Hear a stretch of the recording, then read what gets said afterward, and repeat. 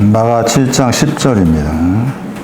모세는 너의 부모를 공경하라 하고 또 아비나 어미를 회방하는 자는 반드시 죽으리라 하였거늘. 부모를 공경하라.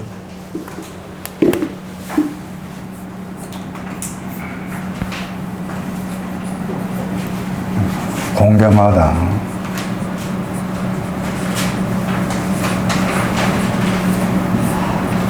회방하다.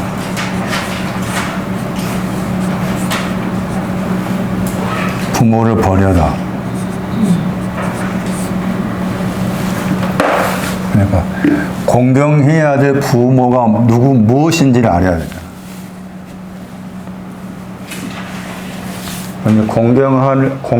공경을 정확하게 제대로 하기 전에 이 부모를 회방하는 거죠.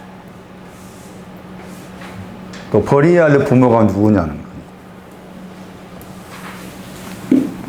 거예요. 여기 이제 공경하다는 히브리어로는 영광스럽다. 영광이라는 단어의 동사라겠죠.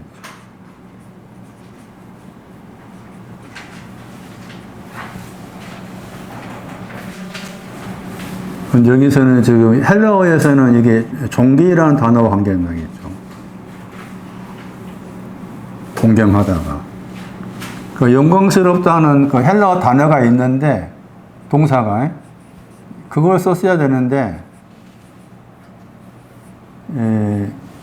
공경하다는 그 헬라어 티마오라는 단어를 쓰게 된 배경이 이게 다 70인역 관계네요. 70인역.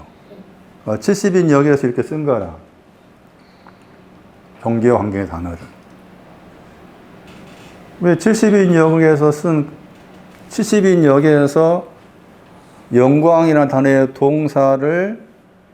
동사가 이 단어가, 독사조라는 단어가 있는데, 헬라어로. 왜 이 단어를 안 쓰고 종기라는 단어와 관계된 단어를 썼을까? 그건 개인적으로 저는 약간의 의구심이 드는 거죠. 제 개인적으로는 이 단어가 훨씬 더 부모 공경하라고 했을 때 헬라어로 이 단어가 있기 때문에 이 단어를 쓴 것이 훨씬 나았을 법한데 이 단어를 쓴 것에 대해서 약간 전라도 표현을 거시기 한 거다.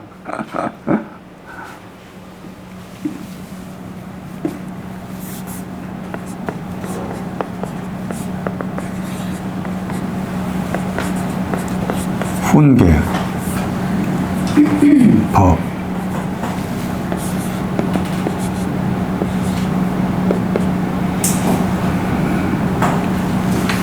장 23절인가요?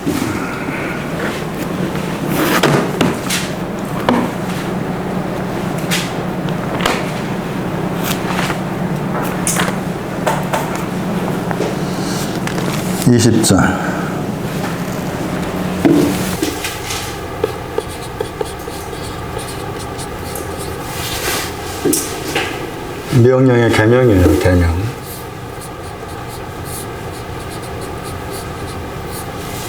그게 또 법이라고. 23절에서는 이 명령을 등불이라고. 법을 빛이라고. 이게 이제 대표적으로 공경해야 될 부모를 언급하고. 23장. 24, 25.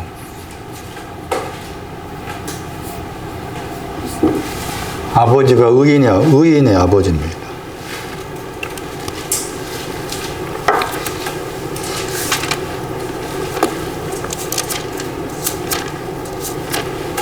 (23장도) 중요한 구절이에요. 잠언 23장 24절 의인의 아버지. 잠언 23장 25절 부모를 즐겁게 해라. 잠언 23장 22절 아버지가 낳았다겠죠. 우리 개념으로는 이제 물론 아가서 말씀에 어머니가 낳았다 나와 있죠. 어머니가. 그때 그 어머니 이제 법이다. 법이 나왔다 그 말이고. 여기 잠언 23장 22절에서는 아버지가 나왔잖아. 훈계가 나온 거죠. 훈계.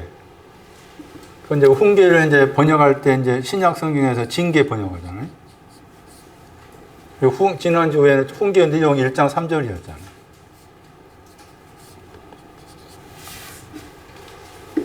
다음 주에는 다 한 사람을 시켜볼 거야. 에?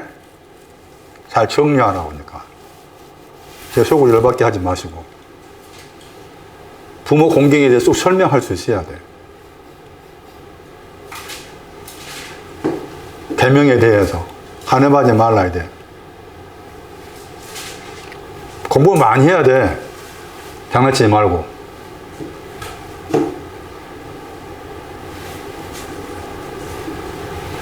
제가 열받을 일이 요즘 많습니다. 제 속에서.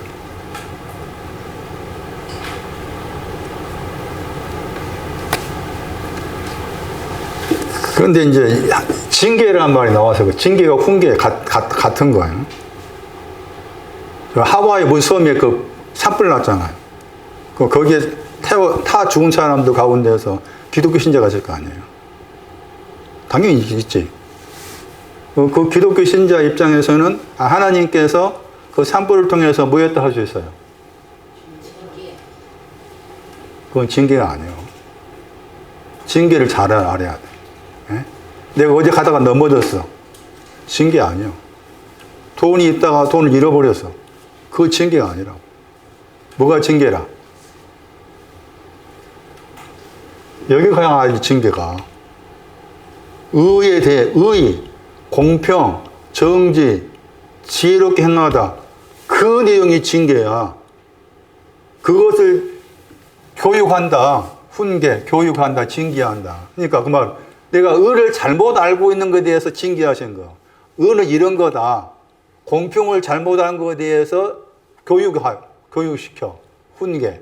예? 정직이 뭔가에 대해서. 내가 잘못 알고 있는 게 있잖아. 정직에 대해서. 거기에 대해서 훈계하시고 교육하는 거지. 우리가 일반적으로 징계 그러면은 다 그런 식으로 생각하는 거예요. 징계라는 게. 응? 요즘에 일본 오염수 그렇게 하면서 나오잖아요. 저는 그런 거 보면 화재라든지 그런 오염수 사건이든 그런 거 보면은 누가 잘못한 겁니까? 잘못 떠나서. 일본이 잘못한 겁니까? 누가 잘못한 겁니까? 사람이 욕심이죠.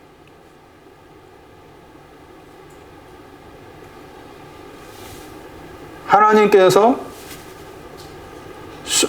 살림을 만드셨잖아. 창조했잖아. 창조된 살림을 인간의 이기심이 들어가서 다 어떻게 합니까? 막. 불태우고 이게 밥 만들고 그러잖아. 그건 인간 이기심이 된 거죠. 그 말을 생각하면은 하나님의 창조에 대한 도전이야, 그 자체가. 살림. 그 여러분 이제 산속에 가가지고 나무 쳐다보면서 생각해야 될 것이 하나님의 창조물이거든. 그 창조물이 하나님을 향해서 얼마나 이사야 같은 말씀 표현이 손뼉 친단 말 나오고 그런 말 나오잖아요. 그 자체가 하나님이 나를 이렇게 창조했다 하면서 손뼉 치고 어떤 경우는 나난이라는 표현이 나오고. 그런 표현이 많이 나와. 그 창조물에 대한 도전이지. 인간의 이기심이. 왜 그럴까? 편하게 하기 위해서. 인간이 보다 더 편하게 살기 위해서. 또 돈 벌기 위해서. 브라질 같은 경우 그렇게 넓은 그 브라질의 많은 수목들이 다 밭으로 만들면서 자르고 하니까 그것 때문에 또 가뭄 들고. 흔히 말하는 기후 이상 현상이 생기는 이유가 저는 개인적으로 그렇게 해석하는 거예요. 하나님께 창조한 창조물에 대한 도전인 것이지, 도전. 그런데 신기라는 것이 잠언 1장 3절 의와 공평과 정직과 지혜롭게 행하는 것에 대해서 잘못 알고 있는 것을 제대로 가르치는 것이 징계인 것이지. 그게 징계지. 나는 아프게 했다. 내가 잘못 주일날 빠졌으니까 나는 아프게 한다. 그 징계와 상관없어. 내가 그냥 아픈 거지. 저분이 뭐가 저기 뭐 거시기에서 일일이 그렇게 간섭하겠어. 네 알아서 하라. 네가 알아서 하라고 나한테 많은 자유의지를 부여하셨는데 징계를 잘못 생각하지 말아라. 1장 3절 징계의 내용이다. 디모데후서 3장 16절 교육이 징계입니다. 교육이 징계. 의 안에서죠. 바울은 의만 이야기했잖아요. 거기 말씀에 바울은 의만 이야기했죠. 잠언 1장 3절에 뭐가 있어요? 의 외에 손난. 의 외에 또 뭐가 있어? 공평, 정직, 지혜롭게 행하다. 네 가지가 들어있어. 그 네 가지 거에 대해서 나를 교육시키는 거야. 그게 징계라. 교육. 교육을 번역할 수 있다겠죠? 히브리 12장. 징계가 교육이 내 아버지다. 12장 5절. 주의 징계하심, 교육을 경히 여기지 말아라. 12장 6절 보세요. 주께서 누구를 징계한다고 했어요? 주께서 누구를 징계하신다고? 아가파오예요. 아가파오. 아가파오 그러면은 뭘 생각해야 돼? 하나님 세상을 사랑한다. 그 세상은 누구라겠어? 그렇지, 불침을 선 사람이야. 계명에 대해서 불침을 선 사람이야.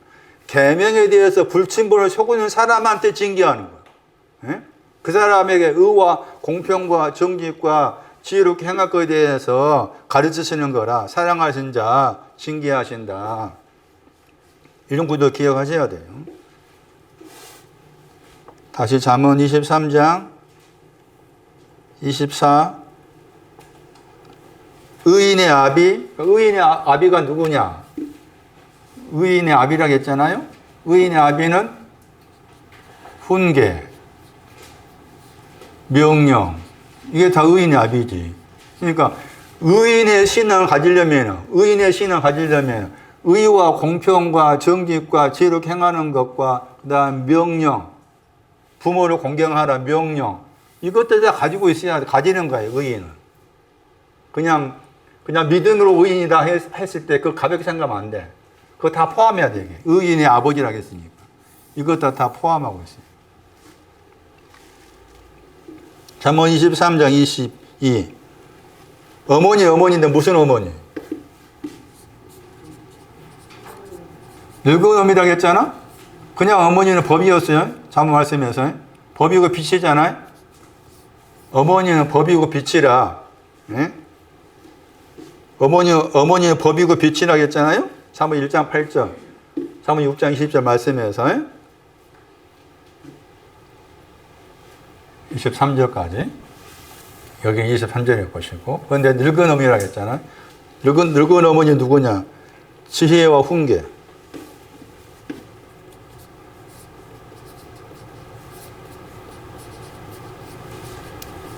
지혜와 훈계가 늙은 어머니.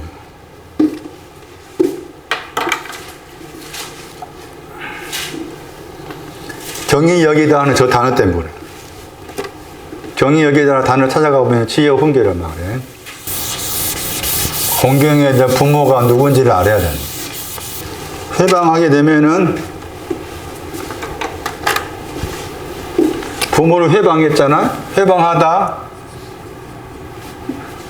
가벼 여기다.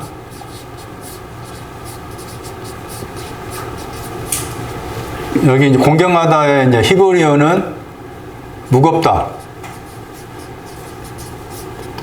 중요하다 그 말이죠. 영광의 단어가 그 단어입니다. 영광의 단어가 무겁다에 들어있어요. 무겁다가 들어있고 중요하다 뜻이 돼요. 회방하다는 가벼이 여기는 거죠. 쉽게 생각, 쉽게. 영어로 easy. 쉽게 생각하면 안 돼. 부모에 대해서. 그런데 쉽게 생각을 해. 쉽게 생각을 하니까 죽죠. 죽는다는 말 2번 나왔죠. 그건 헬라어에서 그랬죠. 헬라어는 사망이라는 단어에서 나오죠. 사나토스. 그 다음에 동사가 나오죠. 동사가 완성하다. 사망을 완성한. 마가 7장 하고 있어요. 사망을 완성하다. 누가 7장 2절. 백부장의 종입니다. 백부장의 종도 부모를 지금 회방한 사람. 누가 7장 2절 보세요. 거기 번역을 죽다 번역했잖아요. 그 죽다 번역했는데 저 단어 속에는 완성하다 뜻이 되었습니다. 완성될 예정이다. 완성한다고 했을 때, 죽는다고 했을 때, 그 죽다가, 그 마가 거기 말씀에서 사망과 관계에 나와 있잖아요. 마가 7장 10절에. 그리고 거기 병이라는 단어 나오죠. 병이라는 단어가 카코스잖아. 악한 거야. 악한 가지고 있다고 했죠. 저 악한 것이 부모를 회방하는 걸 말해. 그러니까 정확하게 이해하셔야 돼. 구체적으로는 백부장의 종이 나왔어. 그 백부장 종이 악한 것을 가지고 있어가지고 지금 사망이 완성될 예정이 된 거야. 그랬을 때 백부장의 종이 가지고 있는 그 악한 것이 뭐냐? 부모를 회방한 걸 말해요. 부모를 회방하는 거. 그런데 이 종의 신앙을 뭐라고 말하세요? 거기에 종의 신앙을 언급한 구절 나오잖아? 백부장이 뭐가 했어요? 백부장이 사랑했다고 했잖아요? 백부장이 사랑했는데 걸리는 거야. 백부장이 사랑했다 그 말 거꾸로 생각하면 또 하나님이 사랑했단 말이에요. 사랑하다. 엔티모스. 이게 종기라는 단어 형용사. 안에 종기가 있다 그 말이에요. 2장 말씀에 2장 4절 2장 4절 6절에 나와 이 단어가 엔티모스라는 단어가. 응? 그 종기를 가진 사람이라 그 말이죠. 이 사람은 이 종은 종기를 가진 사람인데 지금 부모를 회방했다 뜻이 되는 거예요. 누가 2장 7장 2절이. 그래가지고 주님이 오셔가지고 건강하게 했다겠죠. 건강하게 했죠. 누가 7장 보세요 다시. 누가 7장 2절 말씀에는 병들었다 악하다. 그 다음에 누가 7장 10절 보세요. 강건했다겠죠. 건강하다 강건하다 했죠. 강건하다 했잖아요. 어디에서?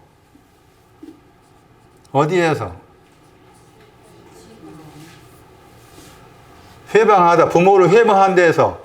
그 말. 부모를 회방했다고 했잖아요. 여기가. 부모를 회방해서. 그런데 이제 강건하게 되었다고 했죠. 이게 부모 공경이야.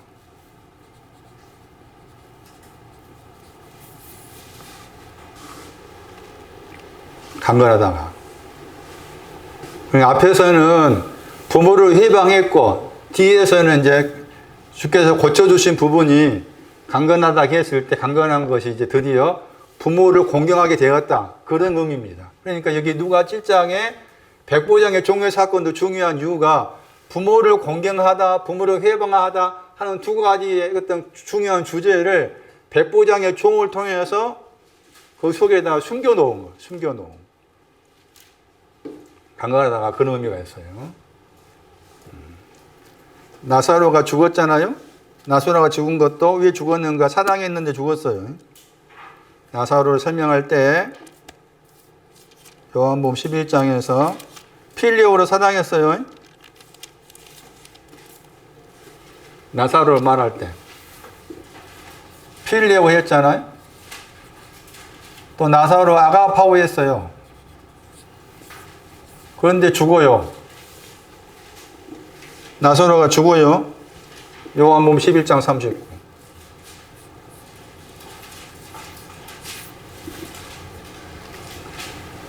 부모 공경이 아니라 부모 회방입니다. 텔루타오. 부모를 회방했기 때문에 죽는 거예요. 여기 나오죠. 요한복음 11장 39절. 텔루타오. 그거 저렇게 찾아가야 됩니다. 일일이. 우리는 막연하게 그냥 겉으로만 요한복음 11장의 나사로의 사건을 보면서 겉으로밖에 못 볼 수밖에 없는데 깊이 들어가면은 필레오하고 아가파오 했는데 부모를 회방한 것 때문에 죽습니다. 그 다음에 이제 오늘 좀 앞에 좀 이게 공경하다고 관계해서 더 생각할 수 있는 그 부분이 회방을 해서 회방이 먼저라겠죠. 순서를 따진다면. 나사로처럼 또는 백부장의 종처럼 회방을 하고 그 다음에 회방하는 위치에서 이제 공경하는 곳으로 이렇게 옮겨가는 거예요. 나사로가 그랬고 백부장의 종이 그러한 겁니다. 곧바로 부모, 지금 잠언 1장에 나와 있는 그 부모를 곧바로 중요하게 생각하지 않는 거죠. 여기에 간 다음에 일이 가는 거예요. 그건 일이 가는데 지금 마가 7장의 앞에 보시면은 거기에 또 이제 공경을 하는데 이게 약간 잘못된 공경이 나옵니다. 마가 7장 6절 보세요.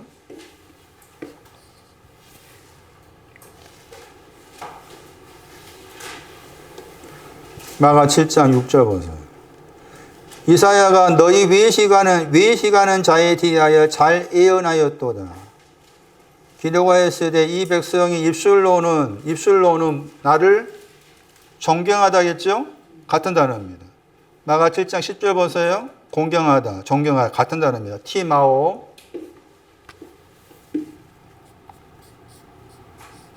읽으면 티마오 읽어요. 티마오. 그러니까 이게 말씀 잠언에 나와 있는 이 법과 훈계 또는 등불과 빛과 관계된 그 부모를 공경하는 것 굉장히 중요한 것인데 곧바로 이 못 가고 먼저는 가볍게 여기기 시작하고 가볍게 여기서 일 가는데도 좀 중간에 여기도 걸리는 것이 있는 거예요. 걸리는 것이 있는 게 뭔가 하면은 공경을 하는데 뭐로 공경해요? 입술로 공경하는 거예요. 공경을 하는데 공경하는 거 입술로 공경하는 거예요. 그러니까 입술로 공경하는 것은 잘못된 공경함이다 그 말인데 그 잘못된 공경함도 있을 수 있다 그 말이죠. 다시 말하면은 지금 누가 7장 2절에서 백부장의 종하고 요한복음 11장에서 나사로 같은 경우는 이미 여기 있다가 이로 가는 정확한 이제 그 신앙의 어떤 경험이 기록된 거잖아. 그런데 그런 신앙적인 백부장의 그 종의 경우, 나사로의 그런 신앙적인 경험이 여기 있다가 이로 곧바로 가는 그런 경험이 없을 때 나타나는 것이 이제 입술로 하는 거예요. 입술로 공경을 해.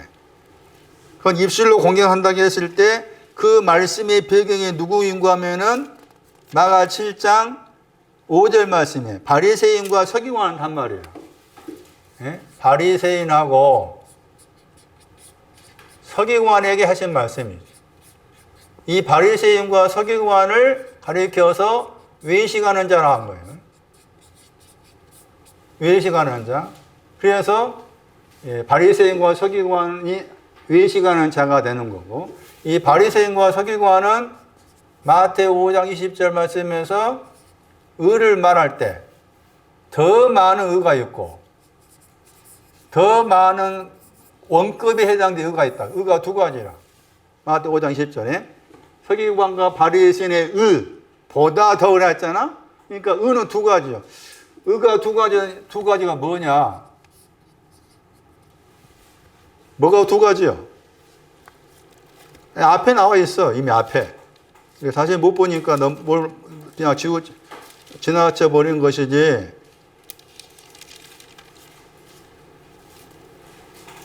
(5장 6절이) 왼쪽에 있는 의가 돼. 5장 6절이 왼쪽에 있는 의. 5장 10절이 오른쪽에 있는 의야. 5장 10절. 왼쪽 오른쪽 구분하면은 오른쪽. 서기관과 바리새인은 왼쪽에 있는 의를 가진 사람이에요. 서기관과 바리새인은 왼쪽에 의를 가진 사람. 마태오 5장 6절에서 말씀을 의하고 5장 10절에서 핍박과 관계에서 말한 의하고 의의 내용이 달라. 의의 내용이. 그래서 굳이 구분한다면 왼쪽 오른쪽이라 말을 써. 의를 말할 때, 근데 그게 고린도 6장에 나오죠. 고린도 6장 가보면 6장 7절인가 말씀 보면은 의를 말할 때 오른쪽에 의, 왼쪽 의라는 말 쓴 거야. 그러니까 고린도 6장 말씀 7절 말씀인가를 도용해 가지고 마태오 5장 6절하고 10절을 나누어 설명한 거지. 마태오 5장 6절 왼쪽에 있는 의라. 그다음 마태오 5장 10절은 그러니까 마태오 5장 6절보다 5장 10절이 더 높아. 왜냐하면 5장 10절의 의는 핍박과 관계에서 의를 말해. 마태오 5장 10절에. 이 차이를 모르면은, 왼쪽과 오른쪽에 의가 있다 차이를 모르면은 5장 20절 말씀에서 바리새인과 서기관에도 의가 있는 사람이야. 그런데 천국에 들어가려면 뭘 하겠어요? 더 많은 의가 있어야 돼. 예? 손난이 알겠냐? 천국에 들어간단 말 나왔잖아. 5장 20절에. 예? 천국에 들어간다 했잖아요? 그러니까 천국에 이제 우리 번역으로 천국에 들어간다 했을 때 천국에 들어간다 했을 때 보다 더 많다가 이제 헬라어로 풀레이온이잖아요. 그 풀레이온 단어가 많다 하는 단어의 비교급이라고 했어. 많다 하는 단어의 비교급. 거기 보시면은 보다 더 많다가 있고 그 다음에 또 한 단어가 나와. 한 단어가 이게 이 단어를 살려 번역하지 못했지. 페리슈어라는 단어가 페리슈어. 이 페리슈어도 풍성하단 말입니다. 페리슈어 이렇게 쓸 거예요. 그러니까 보다 더 많다, 풍성하다. 이게 지금 의를 말하는 내용이잖아요. 의를. 그런데 말한 것처럼 왜 서기관과 바리새인의 의를 말했느냐라고 했을 때 이렇게 마태오 5장 20절을 해석한 사람 가운데서 지금 제가 이런 식으로 말한 사람 제가 참 미안한 이야기지만 들어보지 못했거든. 대부분이 바리새인과 서기관의 의를 뭐라고 생각해? 율법의 의라고 생각하죠. 바리새인과 서기관은 율법이라고 생각해. 그 말이 아니요. 왜 그 말이 아니요? 이미 5장 6절에 의 말했지. 의 말했잖아. 예? 5장 10절에 또 거기 또 의를 말했잖아요. 예? 그 다음 5장 10절에 나온 거잖아. 그러니까 문맥상 그 앞 5장 6절하고 10절에서 의를 말한 걸 따라와서 20절에서 바리새인과 서기관하고 그 다음에 보다 더 나은 의를 비교해서 말했잖아. 그러니까 5장 6절 그것부터 봐야 된다 그 말이지. 그건 이게 이렇게 보기가 어려워가지고 그냥 바리새인과 서기관 그러면 그냥 그냥 우리 식대로 율법의 의로 생각하기 쉬워. 그래가지고 율법의 의보다 더 많은 의 이렇게 생각하기 쉬워. 성경은 그렇게 말하고 있죠. 아주 디테일해. 너무 세밀해서 헷갈려. 너무 세밀히 나와가지고. 그러니까 정확하게 보려고 해도 못 볼 때가 수없이 많으니까. 그래서 지금 바리새인과 서기관을 7장에서 바리새인과 서기관가 언급됐잖아요. 그랬잖아 지금. 그러면 이제 그 바리새인과 서기관가 언급된 마태오 5장 20절 설명하고 있는 거예요 지금. 그러면 여기 말씀에서도 우리가 생각했을 때 보다 더 많은 의, 또 보다 더가 아닌 그냥 의, 그걸 저는 이제 왼쪽 오른쪽 설명했다. 그 5장 6절은 왼쪽에 해당되고 5장 10절 오른쪽에 해당이 된다. 그러니까 바리새인과 서기관은 왼쪽에 있는 의를 가진 사람이다 그 말이고. 그런데 왼쪽에 있는 의를 가진 것으로는 천국에 못 들어간다 그 말이죠. 보다 더 많은 핍박과 관계된 의를 가져야만이 천국에 들어간다 하고서 5장 20절에 말씀한 거라. 그런데 이제 그것을 여기 와가지고는 나가 7장에 와가지고 지금 서기관과 바리새인 정죄한 거예요. 그러면서 그 서기관과 바리새인을 뭐로 표현했는가 하면 뭐로 표현했어요? 외식한다고 했잖아. 외식하는 너희라고 했잖아. 이 너희가 서기관과 바리새인이라 외식한다 했을 때 그래서 이제 이 말씀과 관계해가지고 서기관과 바리새인은 마태오 5장 6절에 의에 굶주리고 목말라서 그 다음에 그것을 먹었다. 배불리 먹었다고 했잖아. 그 배불리 먹은 의를 가진 사람. 그랬을 때 그 배불리 먹은 의, 그것을 쉽게 설명하기 위해서 왼쪽이라고 했잖아요. 왼쪽과 오른쪽이란 그 표현도 고린도 6장에 나왔으니까. 찾아봐. 고린도서 6장. 의의 병기 이야기하면서 좌우가 나왔죠. 그러니까 왼쪽의 의 그 말이지. 왼쪽 그리고 오른쪽의 의 하면서 병기라는 단어가 나왔잖아. 그게 복수잖아. 의의 병기들 복수요. 복수잖아요. 그러니까 의도 두 가지라 그 말이지. 오른쪽에 있는 의가 있고 왼쪽에 있는 의가 있다 그 말이에요. 그러면서 말씀드린 가운데서 여기보다 더 많은 것은 오른쪽의 의에 해당된다. 오른쪽에 있는 의가 해당된다. 오른쪽에 있는 의를 가진 자가 천국에 들어간다. 이제 설명 그렇게 한 거예요. 그런데 이 서기관과 바리새인을 마태복음 5장 10절 말씀에서 왼쪽에 있는 의를 가진 사람이라겠죠. 왼쪽에 있는 의를 가진 사람인데 마가 7장에 와가지고 그 사람은 뭐 한다겠어요? 외식하는 사람이라겠죠. 외식하는 사람이에요. 그래서 여기에서 외식하다 한 이 단어가 왼쪽에 의라고 했을 때 왼쪽의 의의 범위를 가리키는 거예요. 어디까지를 왼쪽의 의라 그러느냐 하는 그 범위를 가리키는 단어가 외식하다. 외식하다.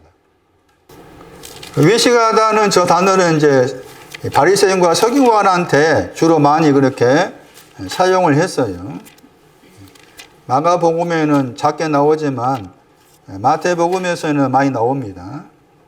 마태 23장 13절, 마태 23장 15절, 마태 23장 23절, 마태 23장 25절, 27절, 28절 그렇게 그런 구절에 외식하다 하는 그 단어와 관계해서 외식하다 하는 단어 관계해서 바리새인과 서기관을 언급합니다.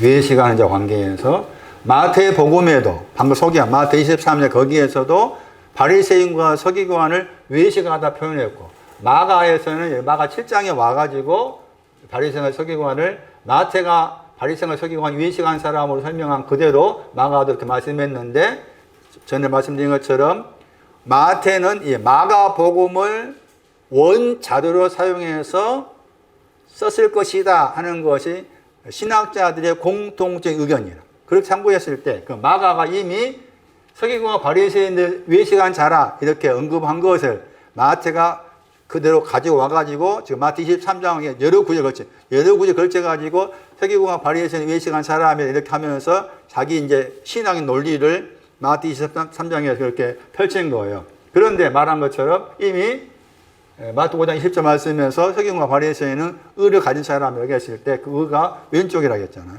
지금 말씀드리고자 하는 의미는 외식한다고 했을 때 외식하다는 그 신앙이 의의 한계, 왼쪽이나 의의 한계를 가리키는 표현이다.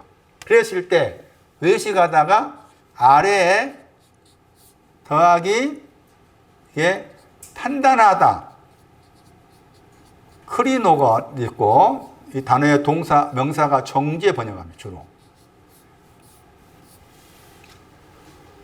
단어 자체의 뜻이 그러니까 아래 휘포 아래 더하기 아래에서 아래에 있다 그 말 달리 말하면 은밀하게 판단하다.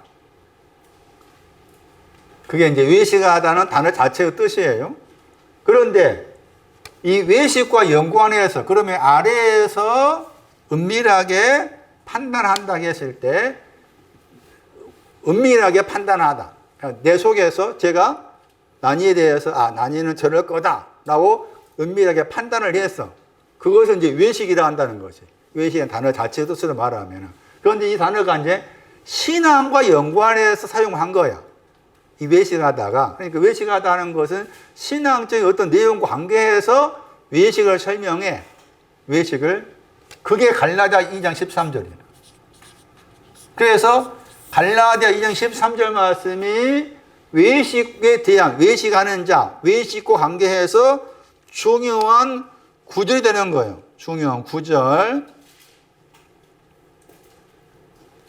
그 다음에 외식하다의 동사가 누가 20장 20절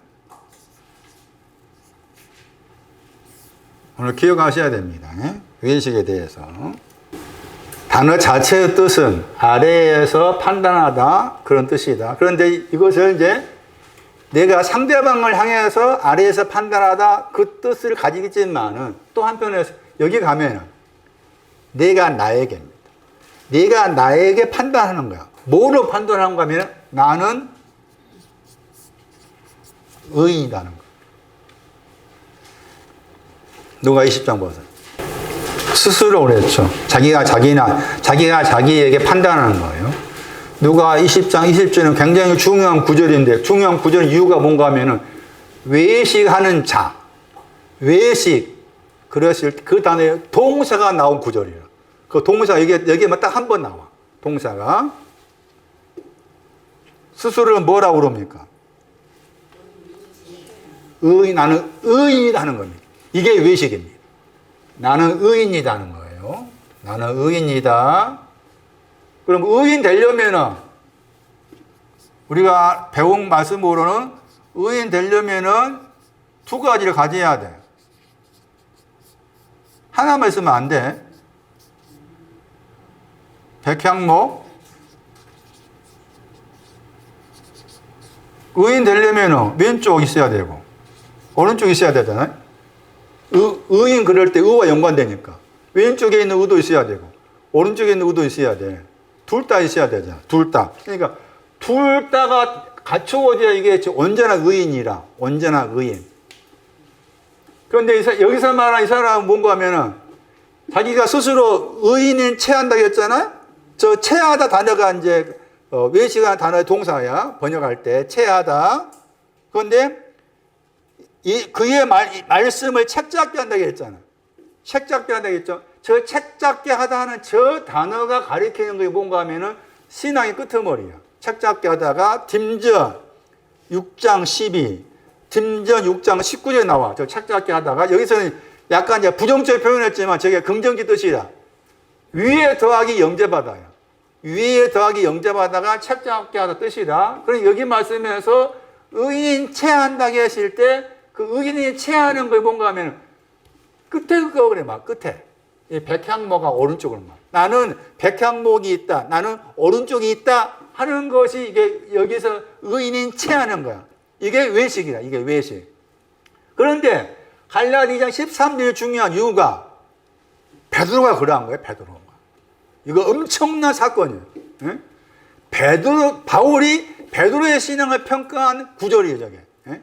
바울이 베드로의 신앙을 평가해서 정죄했다고 했잖아요. 앞에 구절 보시면 정죄하고 면책했다는 말 나와요. 그러면서 거기에서 베드로가 한 것이 외식이 한 거예요. 외식이 나왔어요. 갈라디 2장 13절 보세요.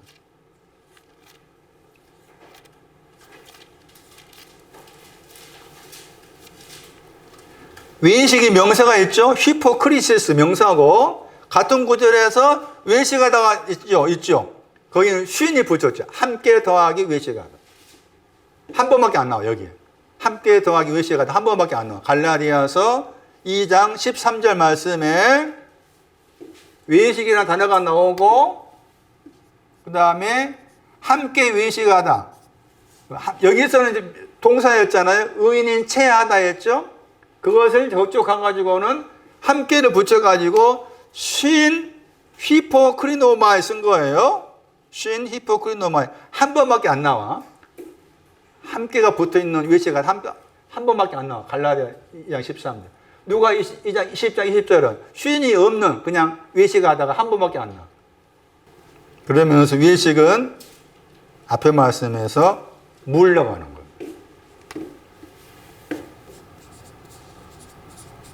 퇴보. 물러가다고 관계됩니다. 물러갔는데 자기는 의인인 체한다 이거 말이죠. 물러갔는데 떠났죠. 거기 말 갈라디 2장 12절 말씀에 물러갔다 떠났다. 그 다음에 거기 또 앞에 2장 11절에 책망할 일이 있다는 말 나왔죠. 반대로 알다, 책망하다, 카타, 기노스코 3번 나온다고 했어요. 요한일서 3장 20절, 책망하다, 요한일서 3장 21절. 그래서 갈라디아전 13절 말씀에서 외식하는 베드로도 이렇게 외식한 사람이었단 말이죠. 베드로가 외식을 했어요? 그럼 그 베드로는 누구예요? 외식한 베드로는 누구가 돼? 그렇지. 베드로도 바리새인과 서기관이야. 외식하는 베드로도 바리새인과 서기관이야. 그러니까 바리새인과 서기관의 이 용어들을 가볍게 생각하면 안 돼. 무겁게 생각하셔야 돼. 마지막의 의인, 백향목. 나는 백향목을 가진 사람이다 하는 체하는 거. 2장 14절에서 그 외식을 정리하는 거 2장 14절, 갈라디아 2장 14절.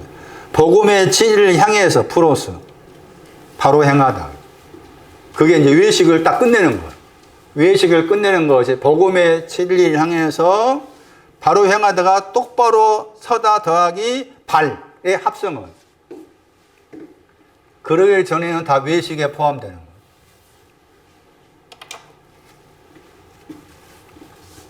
지금 그 외식한 사람한테 입술이 하면서 입술 안에서 공경하다, 부모를 공경하다, 나를 공경하다. 이거 잘 안 적어지네. 부모를 공경하다. 이거 안 적어지네. 마가 7장 보세요. 다시. 서기관과 바리새인은 외식한 사람입니다.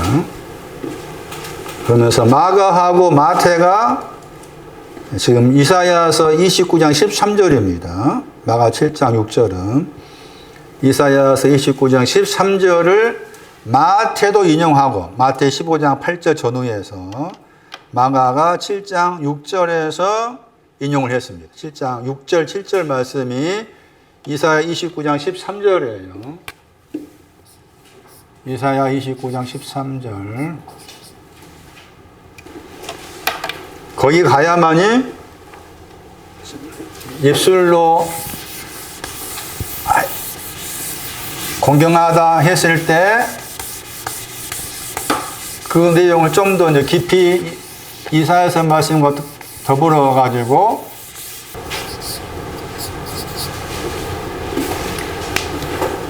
이사야 29장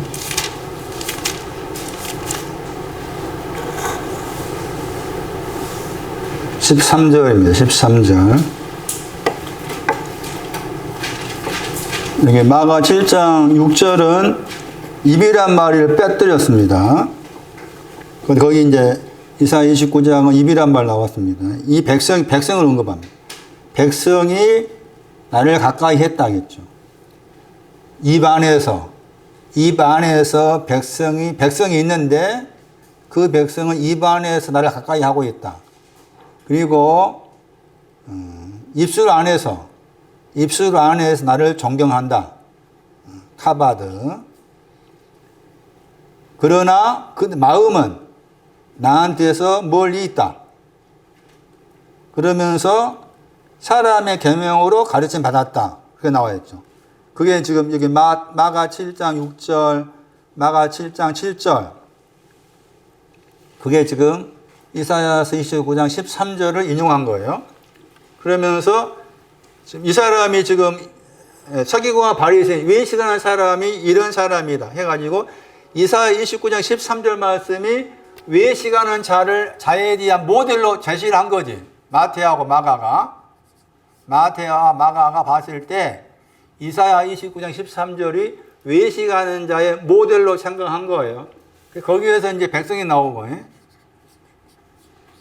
입이 나오고 그 다음에 입술이 나오고 마음이 멀다가 나오죠.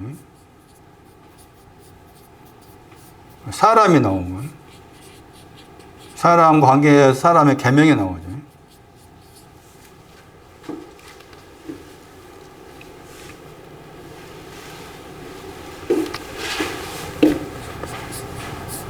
이사야 1장 3절, 4절. 선악을 분별하지 못합니다.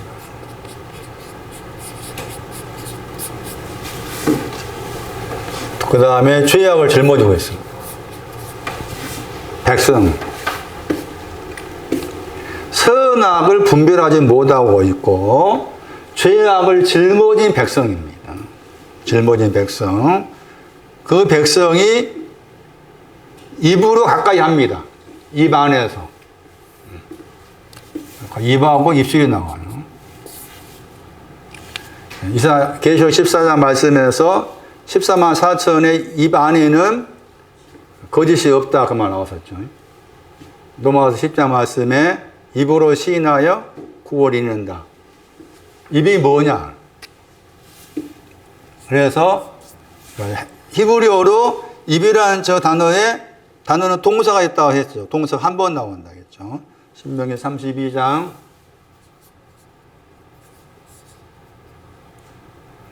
영어 번역이 제대로 안 됐는데 구속으로 흩어지다.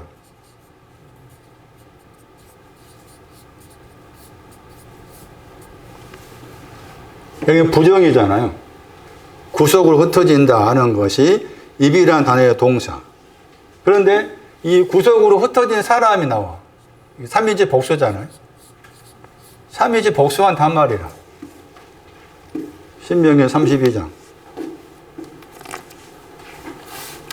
입이 뭔가를 알려면 이게 이제 이 배경을 또 살펴볼 필요가 있어요. 신명기 32장.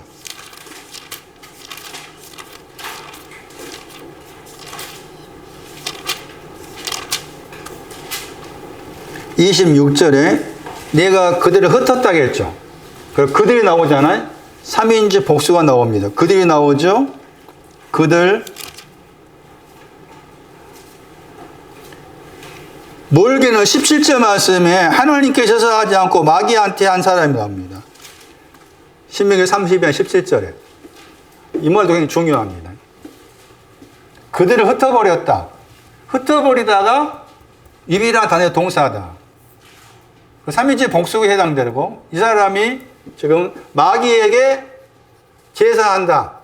마귀에게 그 말 나옵니다. 신명기 32장 17절에 거기에서 하나님께 제사하지 않고 마귀한테 제사했다고 했죠. 그 사람이 그들입니다. 그런데 이제 여기에서 마귀에게 제사를 했다 했을 때 전혀 우리가 이제 생각하면은 마귀한테 제사 드립니다 라는 그 표현에 있어서 믿는 사람이 어떻게 마귀한테 제사 드릴까? 아니다. 그러니까 마귀한테 제사 드리는 사람은 전혀 믿지 않는 사람을 생각하기 쉽잖아요. 믿지 않는 사람이 마귀에게 제사를 했다라고 생각하기 쉬워요. 그런데 그렇지 않아. 자, 마귀한테 제사 지낸 사람이 누군가 하면은 이미 믿고 있는 사람이야. 믿고 있는 사람인데 마귀한 제사를 드려. 18절. 너를 낳은 반석은 상관치 아니했다. 너를 내신 하나님을 잊어버렸다 했잖아요. 저 마귀한 제사 드린 사람이 18절에 19절에서 여호와께서 보시고 미워하셨다고 했고 20절 말씀 보세요. 그들이잖아요. 그들이 지금 마귀한 제사 드린 사람. 마귀한 제사 드린 사람한테는 얼굴을 뭐 한다고 했어요? 얼굴을 이제 숨겨, 사실 여기 이제 부정어가 아니야. 그냥 얼굴을 숨겼다야. 얼굴을 숨겨버렸죠? 얼굴을 숨겨버렸죠? 얼굴을 숨겨버렸다 그 말. 얼굴을 숨겼다는 말은 고전 13장에서 얼굴과 얼굴 봐야 되잖아. 예? 그러니까 여기 얼굴을 숨겨버렸죠. 얼굴을 숨겨버렸다 그 말은 신앙의 끄트머리를 숨겨버렸다 그 말이요. 그러면은 그럼 마귀한 제사 드린 사람 아직 신앙의 끄트머리가 오지 않는 사람인 거지. 그러니까 믿는 사람이 그 말이지. 추격의 말 이미 믿고 있는 사람인데 얼굴을 숨겨버렸어. 아직 얼굴을 볼 수 있는 신앙이 아니다 그 말입니다. 얼굴을 볼 수 있는 신앙이 아닌 사람은 사람인데 그 사람이 지금 자기는 하나님께 제사를 드려. 제사 드린다는 말 약간 예배 드린다 바꿔 생각하면 난 하나님께 예배 드리고 있어. 예배 드리고 있는 그 자체가 하나님께 하지 않고 마귀한테 한 거라. 얼굴을 숨겨버렸기 때문에 얼굴을 숨겨버리니까 그 얼굴을 숨겨버릴 전까지 얼굴이 숨겨진 거기에는 지금 내가 하나님께 예배 드린다고 하고 있지만 엄밀히 말하면 이게 마귀에게 하는 것과 같다는 그 말이 되는 거고 그 다음 넘어가가지고 거기 말씀에서 패역한 종류란 말 나오고 그 다음에 그 종말이란 말 나옵니다. 종말이 어떠하다? 종말이 나오죠? 종말이 나왔다 그 말은 마귀한테 제사 드리는 그 사람은 종말이란 말의 반대가 처음이야.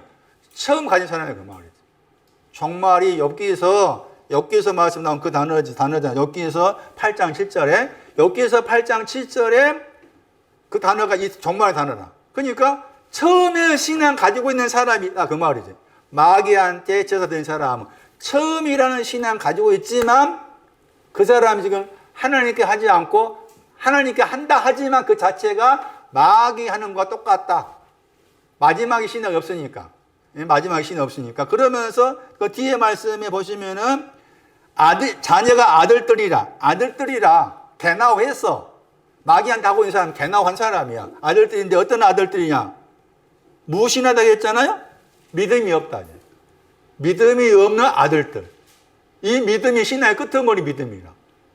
그러니까 마귀한테 한다, 제사 된다 이 표현이 믿지 않는 사람이 한다 말이 전혀 아니고 이미 개나우 한 사람인데도 불구하고 하나님의 얼굴을 보지 못하고 있으면은 그것이 곧 하나님께 하고 있던 것 자체가 마귀 하는 것 똑같고 믿음이 없이 하는 것 자체가 믿음이 신앙 끄트머리의 믿음인데 그것이 없이 하고 있는 것 자체가 하나님께 하고 있다 하지만은 마귀가 하는 것과 같다는 말이에요.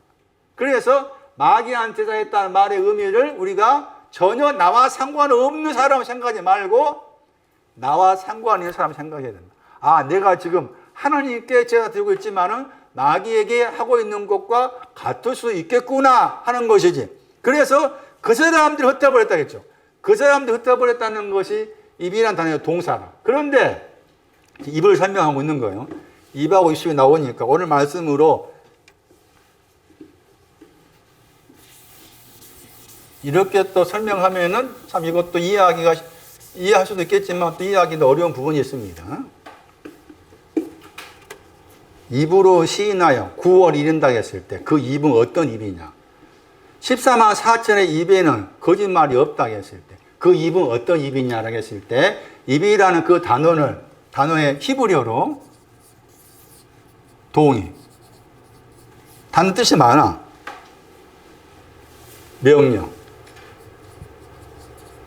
나중에 그 헬라 히브리 사전 찾아보세요. 집에 가셔가지고. 소원, 말씀, 약속. 이게 많아요. 그 가운데 이 뜻이 있습니다. 몫이라는 단어가 있어요. 이 몫을 다르게 번역하면은 결혼 지참도 번역합니다. 영어로 포션이라는 단어.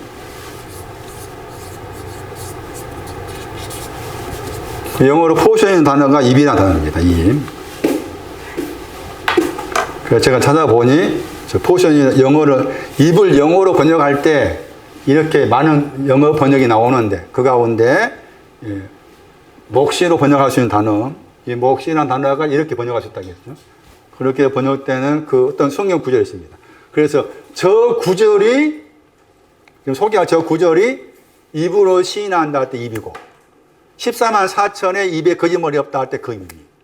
그리고 입이라고 했을 때도 이제 부정적 나올 때가 있잖아. 로마 3장 가면 나와요. 부정적 나온 입이 있어. 그 부정적 나온 입이 있고 긍정적 입이 있는데 그걸 이제 앞뒤 문맥을 통해서 살펴봐야 될 거 아니에요? 그랬을 때 긍정적인 입이 이해와 연관됩니다. 긍정적 입이라고 했을 때.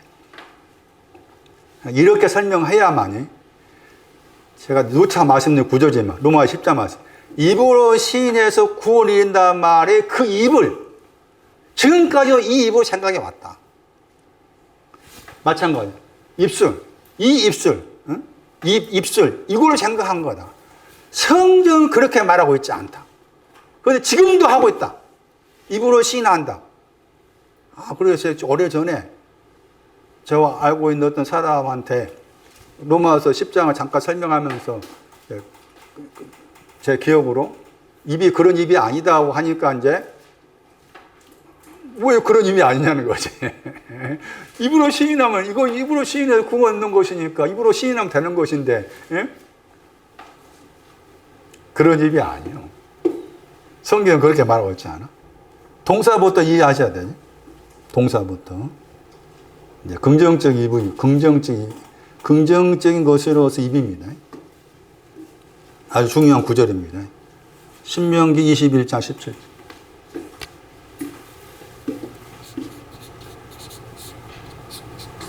이게 로마서 10장에 입으로 시인하다 계시록 14절 말씀에서 14만 4천의 입입니다. 신명기에서 21장 17절. 그 문맥을 통해서 15절부터 봐요. 15절부터.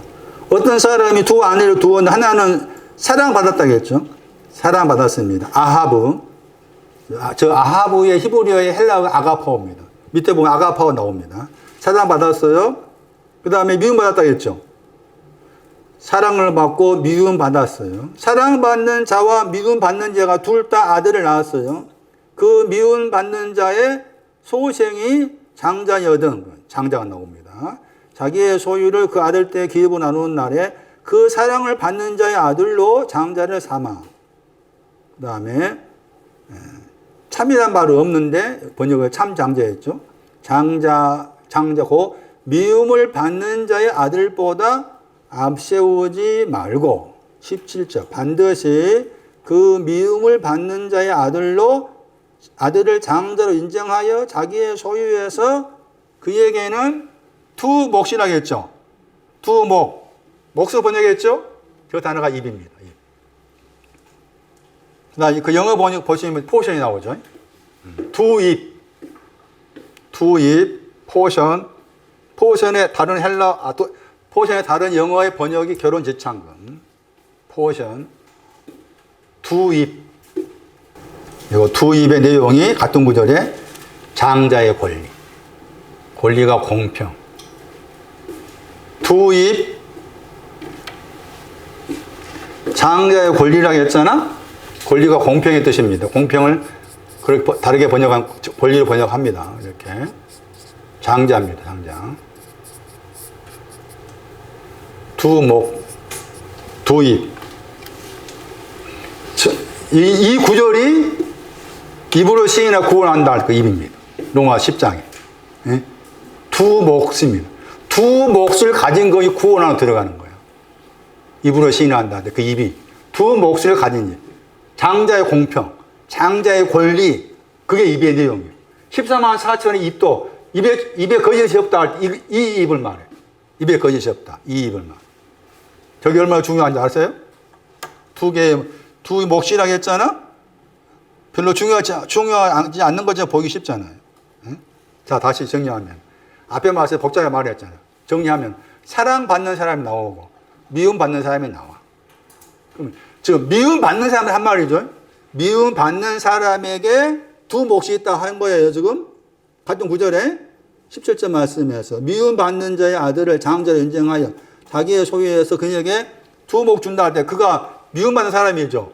그러면은 사랑받는 사람하고 미움받는 사람 했을 때 어느 신앙이 더 높겠어요? 넘날 따진다면 어느 게 더 높겠어? 당연히 사랑받는 사람이지. 그렇게 생각하기 쉽죠? 당연히 사랑받는 사람 신앙 높지? 아니야. 미움받는 사람 높아. 미움받는 게 뭐가 미움이야? 한민아, 뭐가 미움이라? 절뚝발이 소경.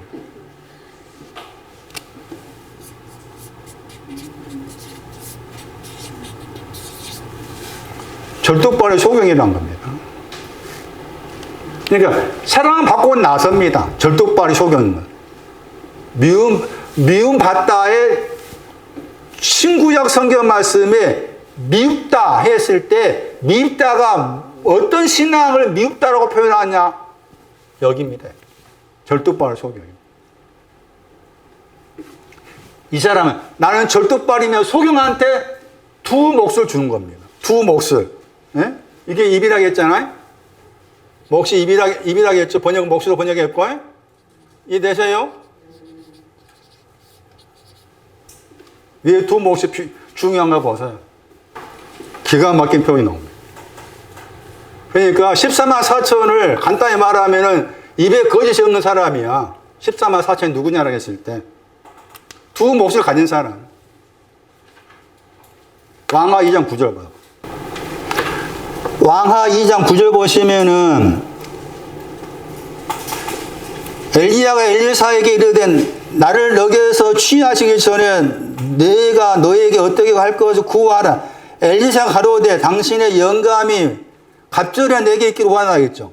당신의 영감이 갑절에 내게 있기를 구합니다 하니까 가로되 너가 어려운 일을 구한다겠죠. 어려운 일을 구한다겠죠. 당신의 영감이 내게 뭘 하겠어요? 내게 뭐라고? 두 몫입니다. 다시 봐. 원어 봐봐. 두 개 입이에요. 두 개. 그러니까 아무나 입으로 시인한다가 안 돼. 아무나 14만 4천이 안 돼. 14만 4천은 숫자가 아니다. 입 안에 거짓이 없는 사람입니다. 그럼 14만 4천에 해당하는 입이 어떤 입이냐? 두 몫을 가진 입이지. 두 몫은 미움받는 사람한테 주신 거다. 엘리사가 구했다. 엘리야한테 구하라 하니까 엘리사. 영 안에서입니다. 그 원어에는. 영 안에 있는 두 몫. 그 번역을 정확하게 지금 하지 않는 거잖아요? 그냥 번역을 갑자기 번역했죠. 갑자기 번역했잖아? 근데 그대로 보시면은, 아까 아침에 그 신명기에서 21장, 17장 보시면 같아요. 영어 번역을 또 포션 했잖아. 열왕기 2장 말씀에. 포션 했죠? 같아. 여기. 이게. 여기. 어려운 일 구한 거라. 어려운 일 구한 거. 그러니까 아무나 그냥 입으로 시인은 구하는데 안 돼. 안 돼. 그 입이 아니니까. 이 입이니까. 두 몫에 해당된 입이니까. 두 몫에 해당된 입이다. 여기에서 이사야 29, 13 말씀에서 입으로 가까이 했다고 했잖아? 이 입은 두 몫이 아닌 거지. 두 몫이 아는 입으로 가까이 했어. 그거 안 돼. 이미 여기 이렇게 하고 있는데, 이렇게 하고 있는 입이야. 그러니까 이 입은 여기에 해당된 거지. 동사로서 여기에. 구석으로 흩어진 입이지. 응? 그러니까 입을 부정적으로 말하면, 부정적 입은 신명기 32, 26절이고, 신구약에서. 긍정적 입은 두 몫이라. 신명기 21장, 17절, 열왕기 2장 9절 말씀은 긍정적 입이 해당이 되고, 부정적 입은 여기에 해당되는 거예요. 그러니까 입을 두 가지 생각하셔야 돼. 입이 부정적으로 나왔을 때는 신명기 32, 26절 가서 해석해야 되고, 입이 긍정적, 입으로 시인에 구워 넣는다. 그들의 입에는 거짓말이 없다. 그랬을 때 긍정적 입. 그럴 때는 여기. 그건 여기 하려면은 반드시 미움받는다를 거쳐서. 입술이 뭐냐? 언어를 말해. 입술로 존경했다고 했잖아. 언어를 말합니다. 입술은. 그래서 입술 그러면은 창세기 11장 가야 돼.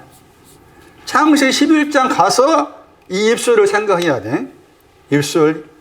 입술로 공경했다고 했을 때, 입술 안에서 공경했다고 했을 때, 입술이 가리키는 것이 뭐냐? 창세기 11장 1절, 6절, 7절.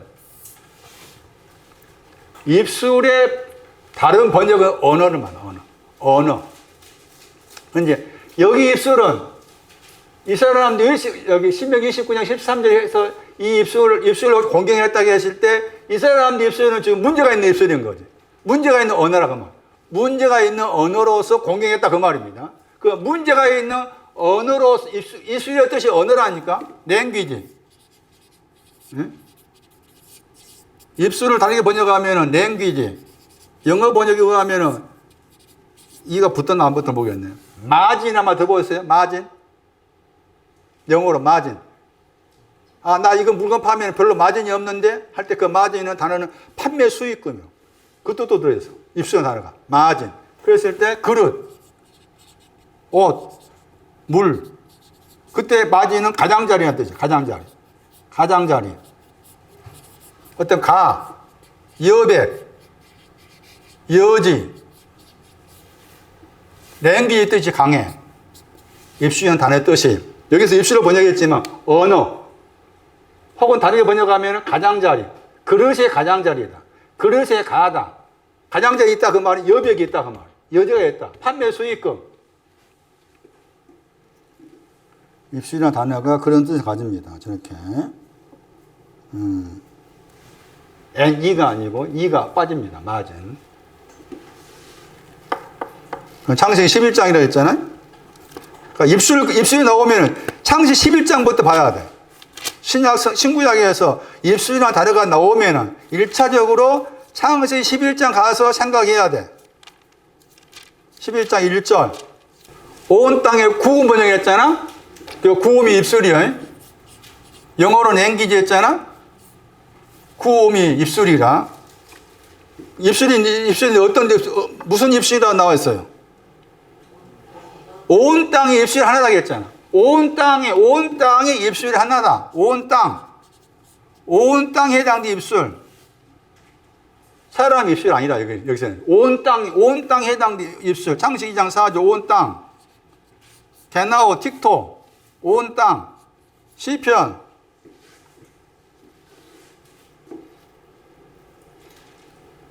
66편 1절 온 땅이여 노아해라. 온 땅. 105편 7절 공평. 온 땅이여 105편 7절. 여기는 누가? 입술이 그거고 입술.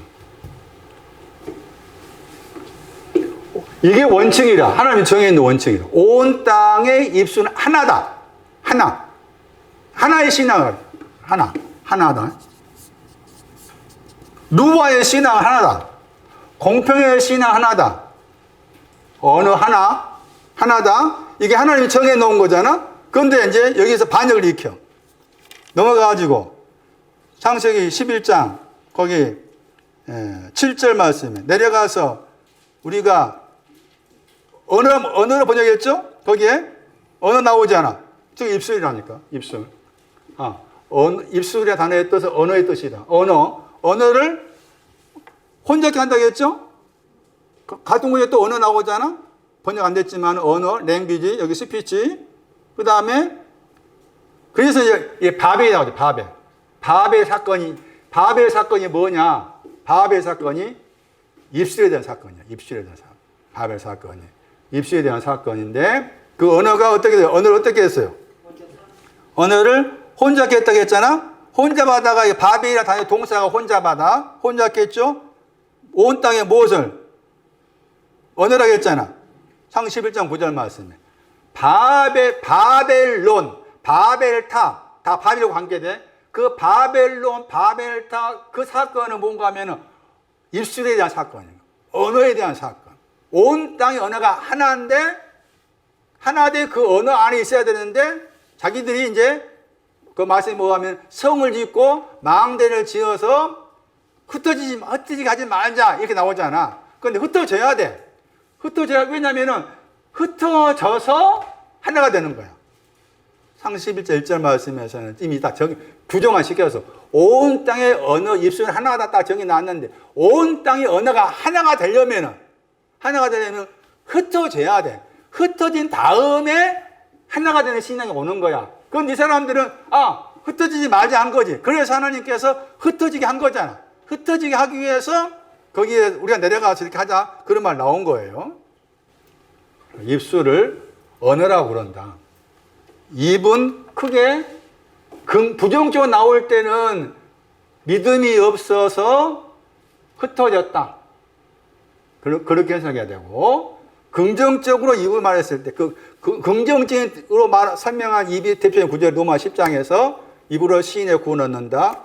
계시록 14장 말씀에 14만 4천 입 할 때 그 입은 두 몫에 해당되는 입이에요. 두 가지를 생각하셔야 된다. 그런데 입술은 뭐냐? 언어를 말합니다. 입술이라는 단어의 뜻이 언어가 있다. 그러니까 우리식의 입술을 생각하면 안 된다. 그런 뜻이에요, 지금 말씀이. 마음이 멀었다고 했잖아. 마음이 먼 건 구원이 없다고 말. 멀리 있다. 이사야 29장 13절. 마음은 멀리 있다고 했을 때, 멀리 떠났다고 했을 때, 이사야 59장 9절, 이사야 59장 11절 말씀에 공평과 구원을 말합니다. 공평과 구원이 멀리 있단 말이에요. 그러니까 구원이 없는 가운데에서 입술, 구원이 없는 가운데 입이 된 거예요. 그런 뜻이에요. 공경하다 말이 그렇게 사용했구나. 시간이 지금 많이 지나서 저도 올라가야 되니까 다 못 하겠어요.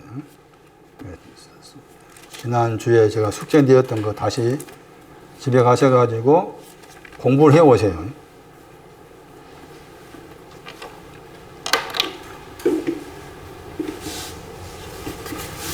다시 마태 16장 좀 정리해 줄 테니까 찾아보셔가지고 생각해 오세요. 생각.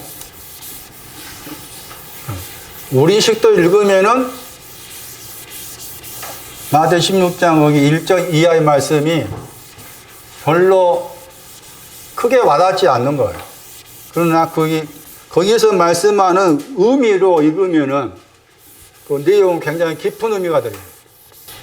슬픈 기색을 띠고 근심하면서 멀리 갔다 하겠잖아요. 재물이 팔락했는데 그 재물이 많아서 그게 마태 16장 2절 말씀에 하늘이 흐리다. 거기에서 이제 저녁이 나오고 아침이 나와요.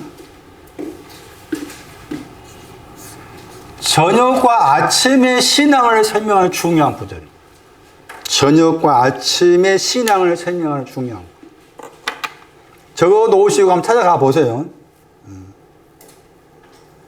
바리새인과 사두개인한 단말입니다. 마태 16장 1절 말씀. 바리새인과 사두개인이 왔죠. 16장 2절 말씀에 바리새인과 서기관의 신앙을 설명하고 있는 구조 가운데 저녁이 나오고 아침이 나오잖아요. 이게 저녁과 아침이 신앙의 용어, 신앙적인 의미의 용어다. 그렇게 접근해 봐야 돼요. 저녁 마태 14장 23절, 마태 8장 16, 마태 14장 15, 마태 26장 20절, 마가 1장 32절. 그 구절이 저녁과 관계된 성경 구절이에요. 저녁의 신앙이 더 높아요. 새벽의 신앙, 아침의 신앙은 더 낮고 낮아. 왜 낮아요? 아침은 흐리잖아.